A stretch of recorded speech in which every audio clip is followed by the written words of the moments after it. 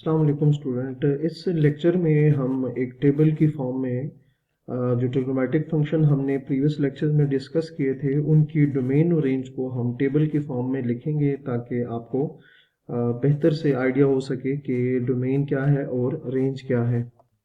सो यहाँ हम लिखेंगे इसकी heading table of domain and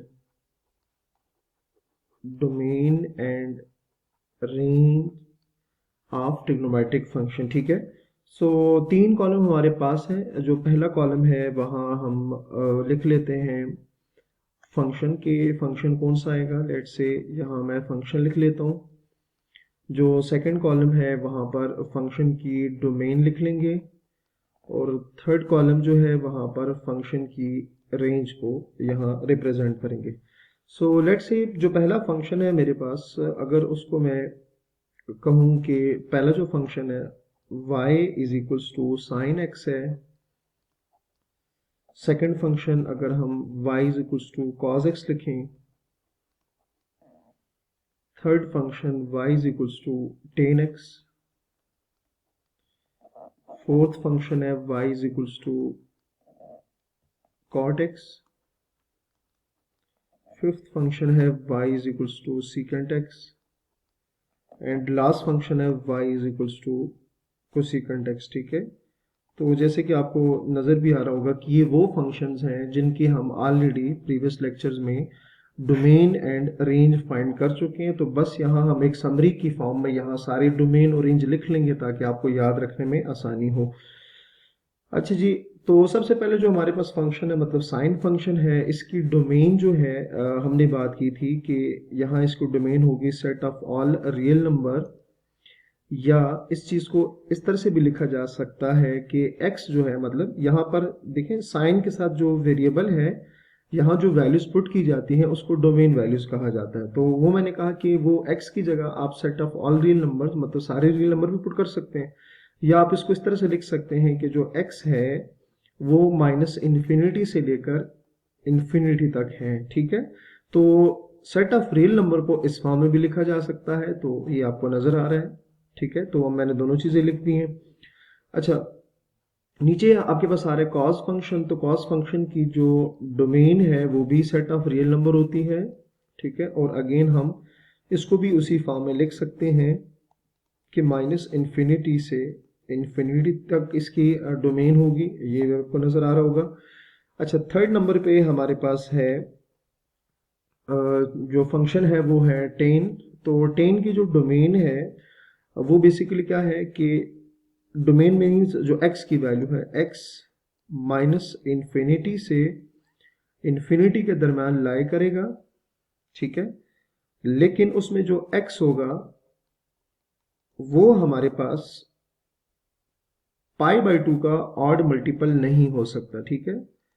pi by two का ऑड मल्टीपल नहीं हो सकता। मतलब देख सकते हैं आप कि जो x है वो सेट ऑफ ऑल, देखिए ये बेसिकली रियल नंबर को रिप्रेजेंट कर रहा है कि जो x है मतलब जो यहाँ पुट की जाने वाली वैल्यू है वो सेट ऑफ रियल नंबर होंगे, लेकिन वो जो रियल नंबर होंगे मतलब जो x है वो पाई बाई टू का ऑड मल्टीपल नहीं हो सकता। ठीक है। और यहाँ n जो है ये अगर आप यहाँ लिख दें तो n जो है वो सेट ऑफ इंटीजर में से बिलोंग करेगा। नेक्स्ट हमारे पास फंक्शन है कॉट। तो कॉट की जो हमारे पास डोमेन होती है वो इक्वल आती है माइनस इन्फिनिटी से इन्फिनिटी। मतलब आपके पास जो x की वैल्यू है जो आपने पुट करनी है वो तमाम रियल वैल्यूज हो सकती हैं, बट x जो है वो पाई का n मल्टीपल नहीं हो सकता। और n अगेन क्या होगा, n की जो वैल्यू है वो हमारे पास क्या होगी, इंटीजर से बिलोंग करनी चाहिए। ठीक हो गया।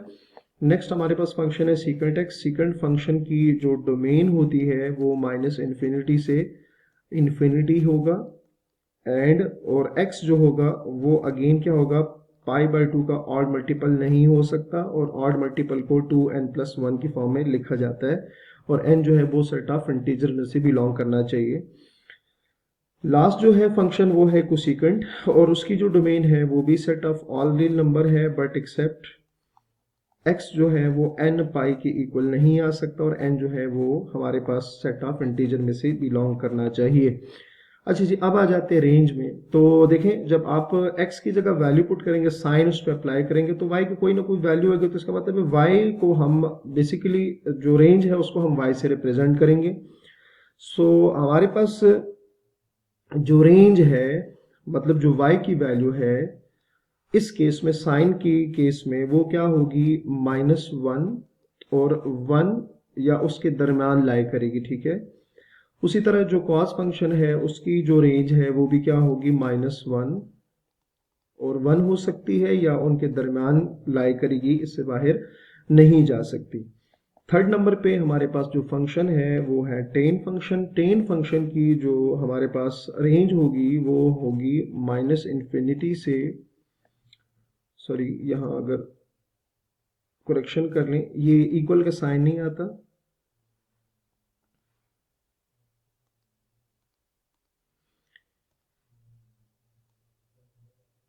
अच्छा। तो इसकी जो हमारे पास डोमेन सॉरी रेंज होती है वो -इंफिनिटी से +इंफिनिटी के दरम्यान होगी, और ये आपको पता है, मैं ऑलरेडी आपको बता चुका हूँ को ये जो चीज़ लिखी होती है ये basically set of all real number को इस तरह से भी लिखा जा सकता है, मतलब एक रियल नंबर के सेट को रिप्रेजेंट करने का एक अलग से एक नोटेशन है, ठीक है।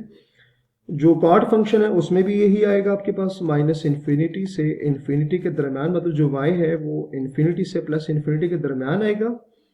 या आप अगेन इसको लिख सकते हैं कि ये आपके पास क्या होगा, set of all real number होंगे, जो कि अगेन हम उसकी फॉर्म में भी लिख सकते हैं।